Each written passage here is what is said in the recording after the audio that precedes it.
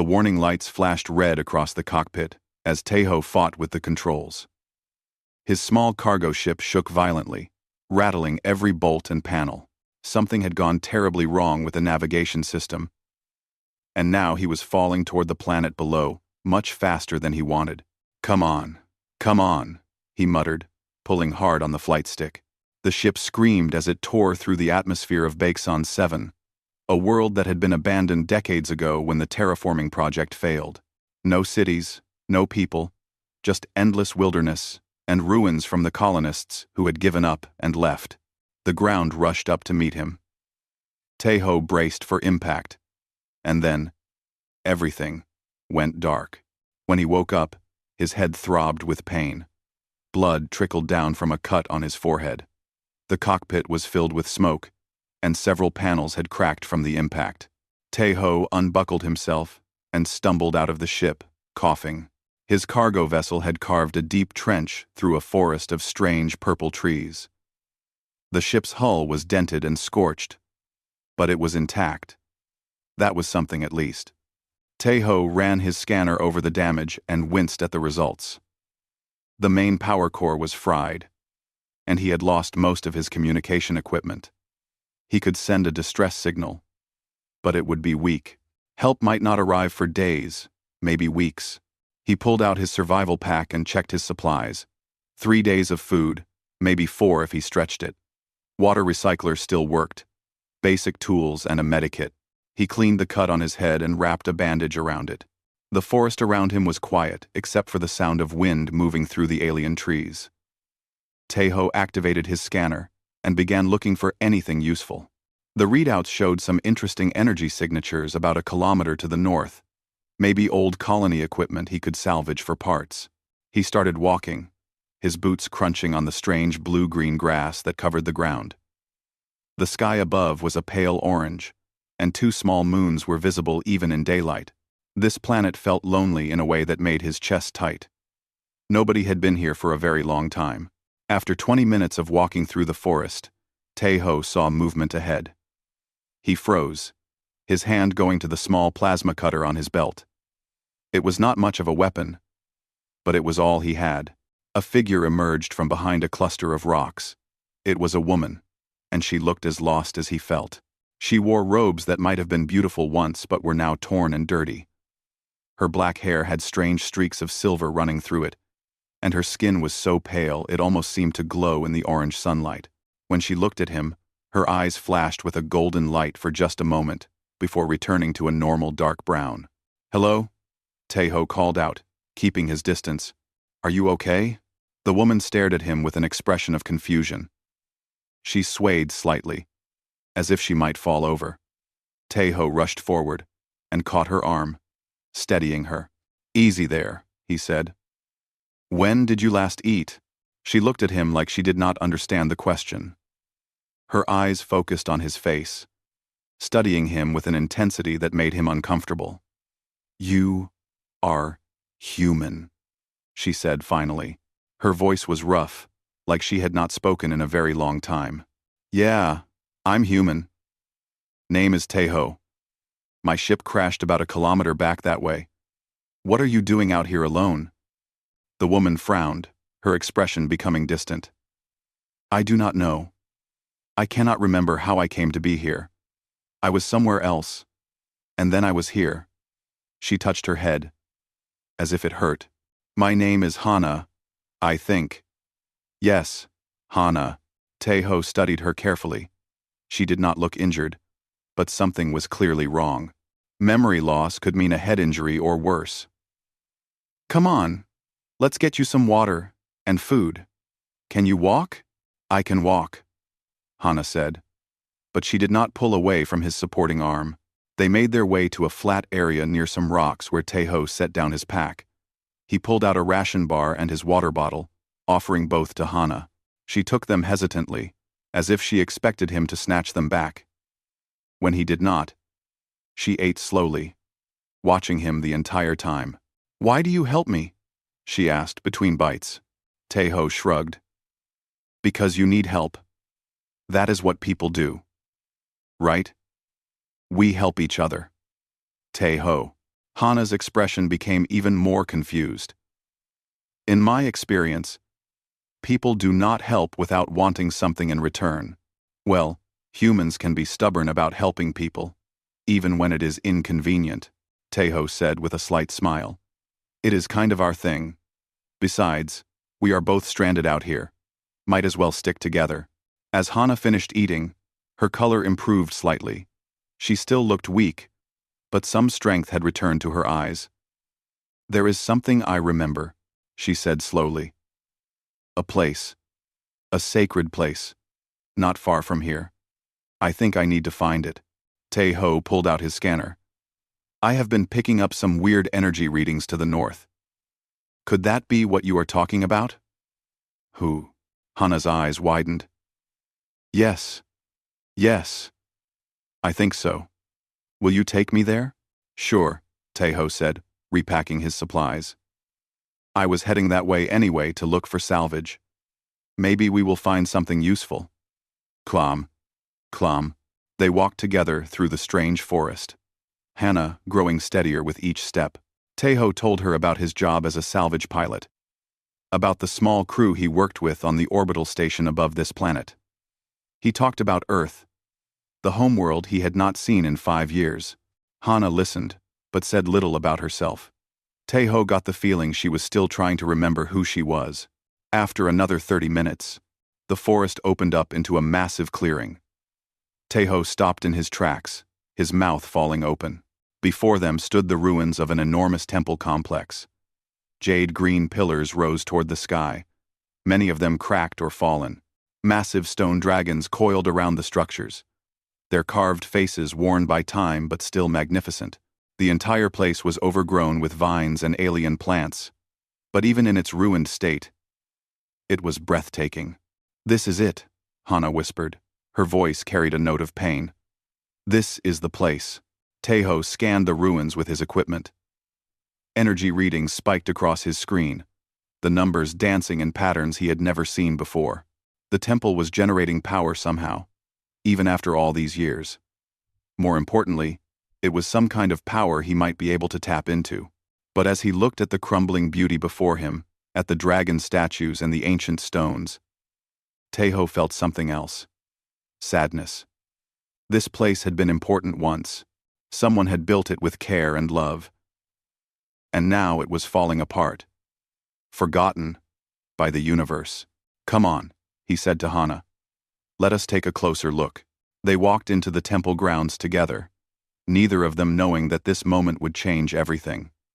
The ruins waited in silence, holding secrets that had been buried for 1,000 years, and somewhere in the ancient stones, something began to wake up.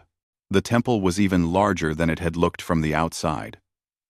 Teho and Hana walked through what must have been the main entrance, passing between 2 massive dragon statues. Their stone eyes seemed to follow the visitors as they passed. Teho felt a shiver run down his spine, but he told himself it was just his imagination. Inside the main hall, dust covered everything. The floor was made of smooth stone tiles, many of them cracked or missing. Murals covered the walls, but they were so faded that Teho could barely make out the images. They seemed to show dragons flying through stars, and people bowing before a great winged figure. Hana walked slowly through the space, her hand trailing along the walls. Tears ran down her face, though she did not seem to notice them. I know this place, she whispered. I know it, but I cannot remember how. Teho set up a small camp in one corner of the hall where the roof was still intact. He made a fire using some dried plant material and gave Hana a thermal blanket. She was exhausted, and within minutes of sitting down, she fell asleep. While she rested, Teho explored the temple with his scanner. The energy readings were coming from somewhere beneath the main structure, probably from some kind of power core built by whoever had constructed this place. If he could access it, he might be able to jury-rig a connection to his ship's systems. It was a long shot, but it was better than waiting weeks for rescue. As he walked through the ruined halls, Teho found himself bothered by the state of the place. Debris was everywhere. Vines had grown through cracks in the walls, and wrapped around statues and pillars. Sections of the roof had collapsed, leaving rubble scattered across beautiful tilework. It was like watching a piece of art slowly falling apart. He thought about the temples back on Earth, the ones his grandmother had taken him to when he was young. Those buildings were hundreds of years old, but people still cared for them. They swept the floors and repaired the damage and made sure the sacred places stayed beautiful. This temple deserved the same respect. Even if Taeho did not know who had built it or what gods they had worshipped here. Without really thinking about it, Taeho pulled out his utility knife and started cutting away some of the vines from the nearest dragon statue. The vines came away easily, revealing green jade stone underneath that still held a faint shine. The dragon's face became clearer, noble, and fierce. "Well, that is better," Taeho muttered to himself. He found a piece of cloth in his pack and used it to wipe dust from the statue's eyes. There was something satisfying about seeing the craftsmanship emerge from under the dirt. Whoever had carved this had been incredibly skilled. One statue led to another. Taeho spent the next hour clearing vines and wiping away centuries of grime. He used his plasma cutter on its lowest setting to carefully remove plants that had rooted into the stone. It was slow work, but he found himself enjoying it. There was something meditative about bringing beauty back into the world, even in small ways. When Hana woke up, she found Taeho on his hands and knees, sweeping debris from the floor tiles with a makeshift broom he had constructed from plant fibers. She stared at him in confusion. "What are you doing?" she asked. Taeho looked up, wiping sweat from his forehead. "Cleaning. This place is amazing, but it is falling apart. Figured I would tidy up a bit. But why?" Hana walked closer, looking at the area he had cleared. The floor tiles were revealed now, showing an intricate mosaic pattern of dragons and stars. "This place is dead. Forgotten. Why waste your effort?" Taeho sat back on his heels, considering the question. Back on Earth, we have this idea that sacred places should be respected, even if they belong to other people or other cultures. Even if those cultures do not exist anymore. Someone built this place because it mattered to them. That still means something, you know? Besides, I hate seeing beautiful things fall apart when a little work could save them. Hana's expression was unreadable. "You have no connection to this place. You do not even know what it was for." "Does not matter," Taeho said simply. He stood up and stretched his sore back. "Someone cared about it once. That is enough for me." He returned to his work, and after a long moment, Hana sat down on a clean section of floor and watched him. Something in her expression was troubled, like she was trying to solve a puzzle that made no sense. Over the next few hours, Taeho cleared more of the main hall. He found a collapsed section of the roof and used some metal panels from his ship's emergency supplies to create a temporary patch. It was not pretty, but it would keep rain out. He repaired a crack in one of the pillars with quick-setting compound from his repair kit. He even pulled out handfuls of weeds that had grown between the floor tiles. As he worked, strange things began to happen. The faded murals on the walls started to glow very faintly, showing their colors again. The energy readings on his scanner grew stronger. The temple itself seemed to be responding to his efforts, though Taeho was too focused on his work to notice at first. When he finally did check his scanner, he frowned at the readings. "That is weird. The power levels are increasing. Maybe cleaning away all the plant growth has improved some kind of solar collection system?" Hana stood up suddenly, pressing her hand against her temple. "Something is happening. I feel strange. Are you okay?" Taeho dropped his broom and moved toward her, concerned. "I am remembering things," Hana said. Her voice was filled with wonder and fear. "Fragments. Images. This temple was important. Very important. And I was connected to it somehow." Before Taeho could respond, his communicator crackled to life. He had left it running on the emergency channel, hoping for a response to his distress signal. A voice came through the static. "Taeho. This is Ji Woo, from the orbital station. We got your signal." What happened? Relief flooded through Taeho. "Ji Woo. My ship crashed. but I am okay. Listen, you are not going to believe what I found down here. There is this huge temple complex, really old, really strange. I have never seen anything like it in any of the galactic databases. There was a pause. And then Jiwoo's voice came back excited. A temple? Like an archaeological find? That is incredible. Hold on. I am getting Daejung and Eunbi. If there is historical stuff down there, Daejung will lose his mind. Tell them it is safe to land near my crash site. I will send coordinates. But, Jiwoo, bring supplies. This place is falling apart, and I think we should try to preserve what we can. Are you seriously planning a restoration project while stranded on an abandoned planet? Jiwoo laughed. Okay. Yeah. That is very you. We will be down in a few hours. Hang tight. After the call ended, Hana looked at Taeho with that same confused expression. Your friends are coming to help you clean? Well, yeah, Taeho said. Jiwoo is an engineer, one of the best I have ever met. Daejung studied archaeology before he joined our crew. Eunbi is our medic, but she is also really good with delicate work. Between all of us, we can probably stabilize this place and document it properly. They will come all the way down here, to this forgotten place, just to help preserve it? Hana's voice was soft. Of course, Taeho said. He picked up his broom again and returned to sweeping. That is what you do when you find something important. You take care of it. Hana watched him work in silence. In her mind, more memories were starting to surface, pushing against the fog that had covered them for so long. She remembered power and betrayal, and a prison that was also a temple. She remembered sleeping for so long that she had forgotten who she was, and now she watched a human clean her prison with his own hands, asking nothing in return, expecting no reward. It made no sense. In all her long existence, she had never seen anyone act this way. The sun was setting outside, painting the temple in shades of orange and red.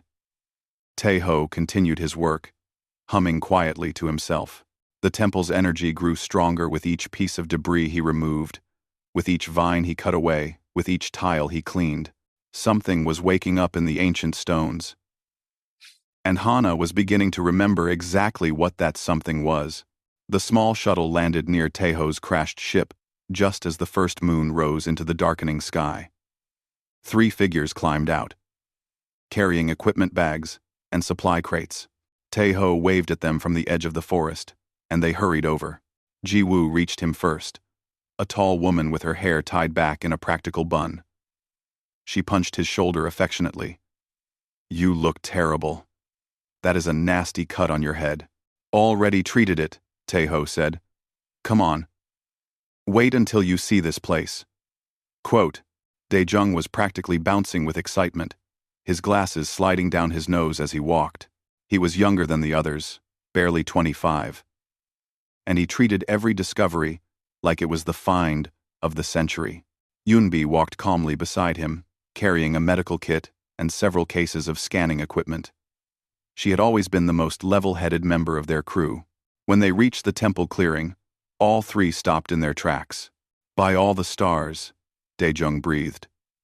This architecture is unlike anything in the records. Look at those dragon motifs. And the scale of it. This must have taken decades to build. Taeho said you already started cleaning? Jiwoo walked toward the main entrance, her engineer's eye taking in the structure. Smart move with that roof patch. The support beam there was about to give way. They entered the main hall where Hana waited, standing near the fire Taeho had built. She watched the newcomers with cautious eyes, still not entirely sure what to make of these humans. Eunbi approached her gently. Hello. I am Eunbi. Taeho mentioned you might have some memory issues. Would you mind if I did a quick medical scan? I am feeling better, Hana said, but she allowed Eunbi to run the scanner over her. The readings came back normal, which was strange given her symptoms. Eunbi frowned at the results, but did not push. For the next 3 days, the team worked on the temple. What had started as Taeho's solo effort became a full restoration project. Ji-woo analyzed the structure and identified which sections were in danger of collapse. She brought in support beams and stabilized weak points with careful precision. Dae-jung documented everything, taking thousands of images and measurements. He worked on translating the strange script he found on the walls, though he had no reference for the language. Yoonbi used her delicate touch to clean the murals, revealing stunning artwork underneath the centuries of grime. Dragons flew through starfields in brilliant jade and gold. Figures that might have been priests or worshippers stood with their hands raised toward a central figure that dominated one entire wall. "Look at this," Dae-jung called out on the second day. He pointed at the central figure in the largest mural. "I think this is the deity they worshipped here. See? The dragon form, the golden eyes, the way everyone is bowing. This must have been the temple's patron goddess." Taeho studied the painting. There was something familiar about the face of the goddess, something that nagged at his mind. He glanced over at Hana, who was standing very still, staring at the mural with an unreadable expression. As they worked, they found treasures hidden beneath the rubble. Golden ornaments lay buried under fallen stones. Jade carvings sat in alcoves, covered in dust. Ceremonial weapons decorated with precious gems rested in what had once been an armory. Each discovery was catalogued carefully, and each item was placed back where it belonged after being cleaned. On the third day, Ji-woo managed to access the power core beneath the temple. It was technology far beyond anything she had seen before. A crystalline matrix that somehow converted ambient energy into usable power. She spent hours studying it, taking notes for research papers she planned to write later. But instead of draining the power for their use, she repaired the distribution network and made the system self-sustaining again. "This is too important to strip for parts," she told Taeho. "This power source could teach us things that would advance human technology by decades. We need to preserve it for study, not loot it." Taeho nodded. He had thought the same thing. All of them had. Despite the fact that some of the artifacts they found were worth small fortunes, despite the fact that they could have claimed salvage rights and become wealthy, none of them even suggested taking anything. It did not feel right. This place was not theirs to plunder. Hana watched all of this with growing confusion. More memories returned to her each day, flooding back as the temple came alive under the human's care. She remembered now who she had been. Hana Yongshin, the dragon goddess of the jade sky. She had ruled this sector of space for thousands of years.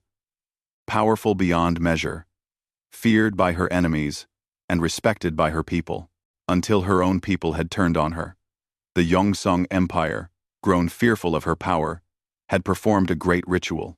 They had bound her essence to this temple and scattered her consciousness, reducing her to a shadow. Without the temple's power, she had become weak, vulnerable, trapped in a mortal form with no memory of her divine nature. The binding was supposed to last forever. The temple was supposed to remain ruined, forgotten, with no one to restore it and break the curse. But these humans had found it by accident and brought it back to life simply because they thought it was the right thing to do. Every evening, Hana waited for them to reveal their true intentions. She expected them to start taking the treasures. Every species she had ever known would have done so by now. But the humans just kept working, kept cleaning, kept treating her temple with reverence and care. On the fourth day, the temple's central chamber was finally cleared. It was a massive circular room with a domed ceiling painted to look like the night sky. In the center stood a pedestal where the greatest treasure had once rested. A dragon statue carved from a single piece of jade, its craftsmanship so perfect that it seemed alive. Taeho found the statue in pieces, broken and scattered by time or perhaps by deliberate destruction. He spent an entire day carefully gluing the pieces back together, using specialized adhesive from their repair supplies. His hands were steady as he worked, treating each fragment with the care someone might give to a priceless work of art. Because that was what it was. When he finally placed the restored statue back on its pedestal that evening, something changed. The air in the temple became charged with energy.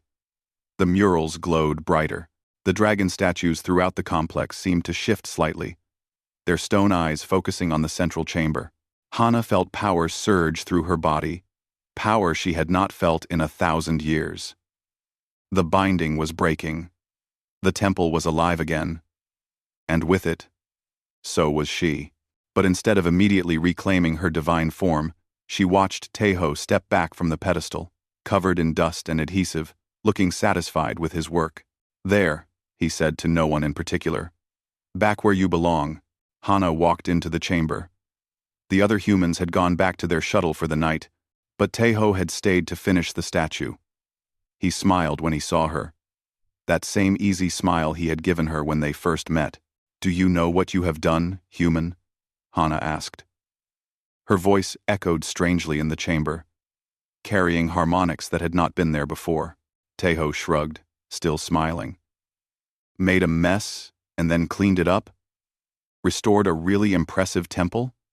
I am pretty proud of that dragon statue repair job, if I am being honest." "You have freed me," Hana said. Power radiated from her now, visible as a golden glow around her skin. "You have broken a binding that was meant to last until the end of time itself." Taeho's smile faded slightly as he realized something important was happening. "Hana? Are you okay?" "More than okay," she said. The air around her shimmered, and her form began to change. She grew taller, more radiant. Her eyes blazed with golden fire. Scales of jade and gold appeared on her skin, and wings of pure light unfurled from her back. She was no longer a confused woman with no memory. She was Hana Yongshin, dragon goddess of the jade sky. In all her terrible beauty, Taeho stumbled backward, his eyes wide. "Okay. So, you are actually a goddess. That is new information."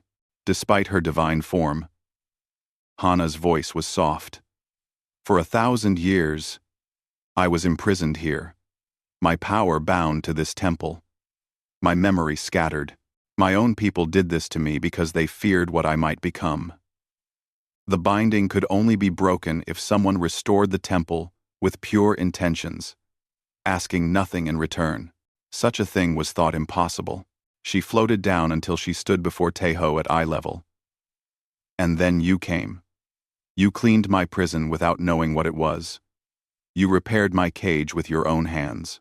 You and your people treated my temple with more respect than my own empire ever showed. You did all of this, expecting no reward, wanting nothing but to preserve something beautiful." Taeho did not know what to say. He felt like he should bow or kneel or something, but that felt wrong somehow. So he just stood there, dusty and tired, looking at a goddess like she was still just Hana, the confused woman he had shared his rations with. "I have witnessed many species across my long existence," Hana continued. "Conquerors who took everything. Fearful beings who destroyed what they did not understand. Greedy creatures who saw only profit. But humans, you are different. You help because it is right. You preserve because things are worth preserving. You give without expecting return." She smiled, and it transformed her divine face into something warm and almost human. "I do not understand you, but I want to learn." The temple around them hummed with power, fully alive for the first time in a millennium. And somewhere far away, that power surge was detected by sensors in a distant empire. Sensors that belonged to the very people who had imprisoned a goddess so long ago. The morning after Hana revealed her true form, she sat with the 4 humans around their campfire, looking almost normal again. She had returned to her human appearance, though her eyes still carried that golden glow when the light hit them right. Taeho had introduced her properly to the crew, explaining what she really was. To their credit, Ji-woo, Dae-jung, and Eun-bi took the news remarkably well. "So we have been helping a goddess clean her own temple," Ji-woo said, sipping coffee from a metal cup. "That is either the most ironic thing ever, or the universe has a weird sense of humor." "Probably both," Taeho muttered. Hana watched them with fascination. They were not afraid of her, not really.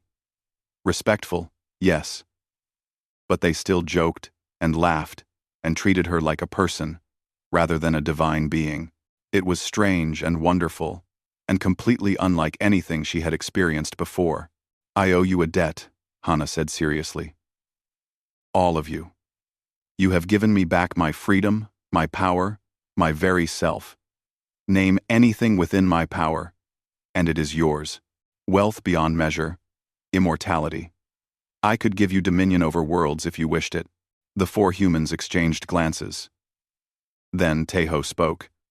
"Actually, if you could help me repair my ship's power core, that would be great. I have got deliveries to make." Hana blinked. "Deliveries? Yeah. I was supposed to drop off medical supplies to the colony on Baeksan 9 3 days ago. They are probably wondering where I am. You would ask for ship repairs when you could have immortality?" Jiwoo shrugged. "Immortality sounds lonely. I would rather live a normal life with people I care about. I have student loans," Daejung added. "But I would not feel right asking a goddess to pay them. That feels like cheating somehow." "A Jung we. End 1. I Jung. I Jung 2. I Sum Savloon." End quote. "I Jung we."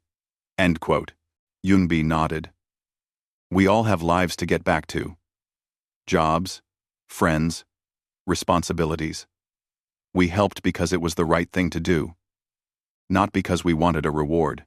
Hana stared at them in disbelief. "You are refusing divine gifts." "Not refusing exactly," Taeho said. "More like, we do not need them. We are happy with what we have.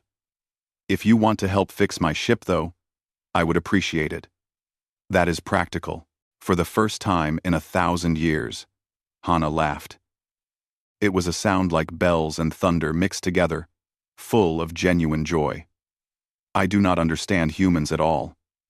But I think I like you." She waved her hand, and golden light flowed from her fingers toward Taeho's crashed ship in the distance.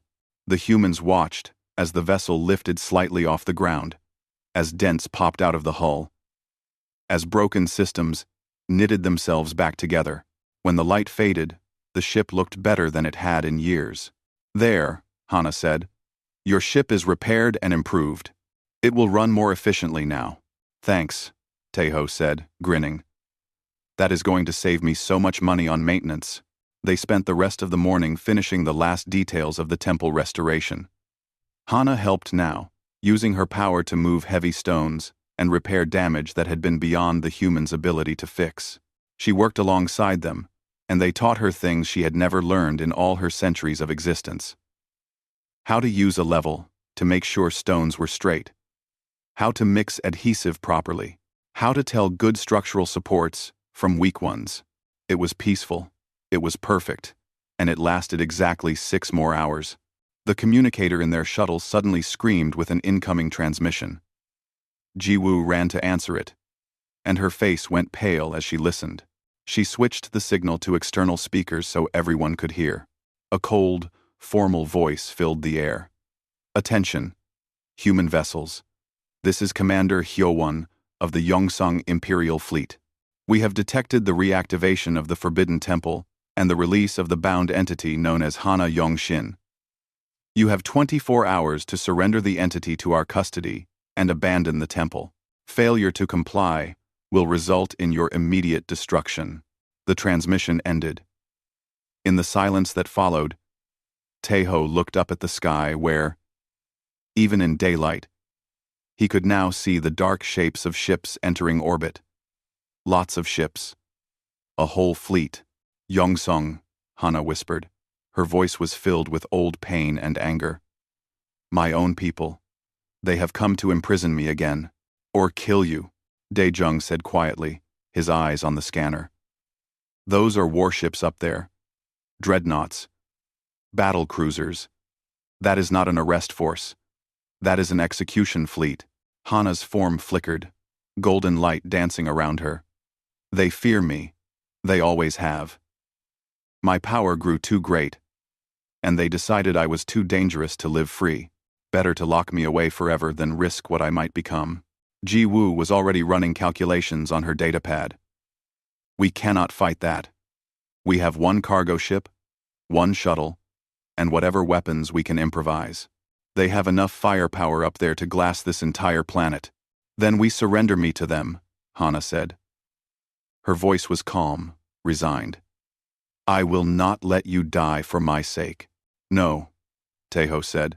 The word came out hard and flat. Everyone turned to look at him. He stood up, his jaw set in that stubborn expression his crew knew well. It was the same look he got when cargo clients tried to cheat them, or when pirates demanded they hand over their goods, or when anyone tried to push them around. She is a person, not property, Taeho said. We do not hand people over to be imprisoned or killed. That is not how this works. Taeho, Unbi said gently. I understand how you feel, but we cannot fight an entire fleet. Maybe not, Taeho admitted.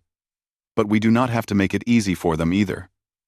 We have faced down corporations, pirates, and hostile aliens before. I am not about to start bowing to ancient space emperors who think they can just take whatever they want. Hana stepped forward, her eyes wide. You cannot be serious. You would fight for me? Risk death against impossible odds? Well, yeah, Taeho said, like it was the most obvious thing in the world. You are our friend. That is what friends do. Jiwoo sighed and pulled out her engineering tools. Okay. If we are doing this, we need to get creative. I can rig some of the temple's power systems into defensive arrays. Not enough to stop a fleet, but enough to make them think twice about a ground assault. I can set up traps around the perimeter, Daejung added, already moving toward the equipment supplies. We have got mining charges in the shuttle. If I position them right, we can create some nasty surprises. Yunbi looked at Hana, then at her friends, and shook her head with a slight smile. I will set up a medical station inside the temple. We are going to need it. Taeho turned to Hana. What about you? I know you are powerful, but can you fight an entire fleet? Hana's expression was complicated, mixing awe with confusion and something that might have been hope. I am not at full strength yet. The binding weakened me greatly, and I have only just begun to recover. Alone, I could not defeat them, but with the temple's power amplifying my own, I could hold them off for a time. She paused. I do not understand why you are doing this. I do not understand. Because it is right, Taeho said simply. Because you do not deserve to be locked up or killed for being powerful. Because we are stubborn humans who do not know when to quit. He grinned. Also, because I really do not like people who threaten my friends. Over the next 24 hours, the small group prepared for war. Jiwoo worked miracles with the temple's power systems, creating energy shields and defensive turrets that she controlled from a makeshift command center. Daejung turned the temple grounds into a maze of traps and surprises. Onbi stockpiled medical supplies and prepared for casualties. Taeho rigged his newly repaired ship with improvised weapons, turning the cargo vessel into a very poor fighter craft. Hana watched them work with growing amazement. These fragile beings, who could be killed so easily, were preparing to fight an empire on her behalf. They knew they would probably die, but that did not change their decision. They joked as they worked, encouraged each other, and showed no fear. As the deadline approached, Hana found Taeho sitting on the temple steps, looking up at the sky where the Yongseong fleet waited. I still do not understand humans, she said, sitting beside him. Join the club, Taeho replied. We do not understand ourselves half the time. Why do you do this? Why risk everything for someone you barely know? Taeho thought about it for a moment. Because that is who we are. Humans are stubborn about protecting people, even when it is stupid. Especially when it is stupid. We cannot help it. It is like a disease, but a good one. Hana laughed softly. Then her expression turned serious. If we survive this, I will not forget what you have done. Any of you. If we survive this, Taeho said, you are buying the first round of drinks. Above them, the Yongseong fleet began its descent. The deadline had passed. The battle was about to begin, and 4 humans stood ready to fight gods and empires for no better reason than because they thought it was right. The Yongzheng fleet filled the sky like a swarm of metal locusts. Hundreds of ships, from small fighters to massive dreadnoughts, descended through the atmosphere in perfect military formation, their weapons charged, ready to reduce the temple and everything around it to dust. Commander Hyowan's voice boomed across all frequencies. Final warning. Humans. Surrender the entity Hana Yongshin immediately, or be destroyed along with her. Taeho keyed his communicator from inside his ship. How about you come down here and try to take her? We will be waiting. The response was immediate. 3 fighter wings broke from the main fleet and screamed toward the temple. Taeho launched his cargo ship to meet them, his improvised weapon systems powering up. It was like bringing a pocket knife to a sword fight, but he was going to make it count. On the ground, Jiwoo activated the defensive systems she had built. Energy shields snapped into place around the temple, powered by the ancient core beneath. Turrets rose from concealed positions and began tracking targets. It was impressive work, especially considering she had built it all in less than a day. The Yongzheng fighters opened fire, and the battle began. Taeho dodged through plasma fire, his cargo ship moving with unexpected grace thanks to Hana's earlier repairs. He returned fire with his makeshift weapons, and to his surprise, he managed to hit one of the fighters. It spun out of control and crashed into the forest below. One down, he muttered. Only about 300 to go. Above the temple, Hana rose into the air in her true form. She was magnificent and terrifying. A dragon made of jade and gold and living fire. Her roar shook the air itself, and when she breathed, stars seemed to fall from her mouth. She tore into the attacking fighters with claws of pure energy, ripping them apart like paper. But for every ship she destroyed, 2 more took its place. The Yongzheng had been preparing for this moment for 1,000 years. They knew her powers, knew her limits. They had brought weapons specifically designed to fight her. Silver nets of energy shot from the larger ships, trying to bind her movements. Sonic weapons screamed at frequencies meant to disrupt her divine essence. Missiles carrying suppression fields exploded around her, each one weakening her slightly. Alone, she could not have withstood the assault. But she was not alone. Inside the temple, Jiwoo worked frantically at her makeshift control station. She had figured out how to tap into the temple's power core and channel it to Hana. Golden energy flowed from the temple in streams of light, connecting to Hana and amplifying her strength. Each blast she took was absorbed and converted. Each attack she launched was magnified tenfold. She needs more power, Jiwoo shouted to the others. But if I push the core any harder, the whole temple might collapse. Do it anyway, Daejung called back. He was at one of the defensive turrets, firing at ground troops that had begun landing around the temple perimeter. If we lose, the temple is getting destroyed anyway. Jiwoo pushed the power levels higher. The temple shook, ancient stones grinding against each other. Cracks appeared in some of the walls they had just repaired, but the energy flowing to Hana increased, and her attacks became devastating. She destroyed an entire wing of fighters with one breath, turned a cruiser into slag with a sweep of her claws. The Yongzheng fleet adapted. They stopped trying to fight her directly and focused on the temple itself. If they could destroy the power source, they could weaken her enough to capture or kill. Bombardment ships moved into position, their massive cannons charging. They are targeting the temple, Yunbi reported from her medical station. She had already treated 3 injuries from falling debris. If those dreadnoughts fire, the shields will not hold. Taeho saw what was happening from his ship. He made a decision that was probably stupid but definitely necessary. He turned his cargo vessel toward the largest dreadnought and pushed the engines to maximum. Jiwoo, I am going to need you to overload my power core on my signal. What? That will destroy your ship. I know. But if I can take out their flagship, it might buy us time. He dodged another burst of plasma fire. Tell Hana I am sorry about the ship she just fixed. He did not give Jiwoo time to argue. His cargo ship screamed through the battle, weaving between larger vessels. Heading straight for Commander Hyo-won's flagship, the Dreadnought's point defense systems opened fire, but Taeho's piloting was inspired by desperation and stubbornness. He made it through. Now, Jiwoo. Jiwoo sent a remote signal that overloaded the ship's power core. Taeho ejected in an emergency pod, just as his vessel slammed into the Dreadnought's shields. The explosion was spectacular, a miniature star blooming in the sky. The shields collapsed, and the Dreadnought's systems went dark.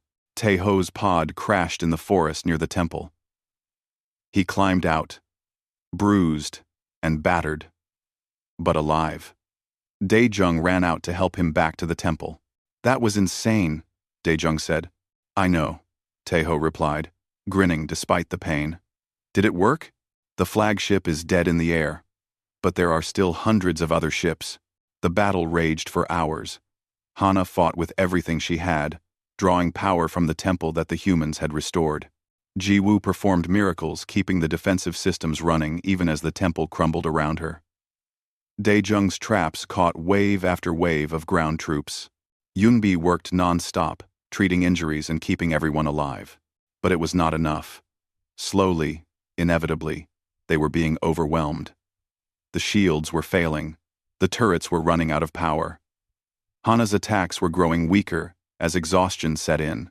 The humans were at their limits. Then something changed. Hana, hovering above the battle, saw Taeho limping back into the temple to continue fighting despite his injuries.